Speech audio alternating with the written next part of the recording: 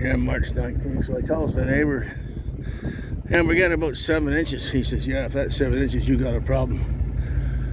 And that's a whiteout. He says, oh, it's not too bad where I am. And he gets up here 4 hours later from Kingston. Man, you weren't kidding. Yeah, I don't fucking kid about fucking winter weather and driving. And look at, you can tell. It's 90% rain, wet, water wet. It's heavy shit. Heavy shit.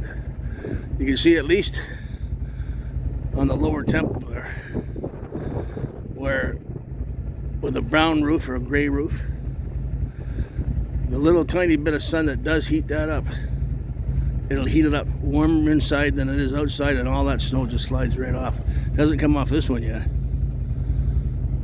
but it will.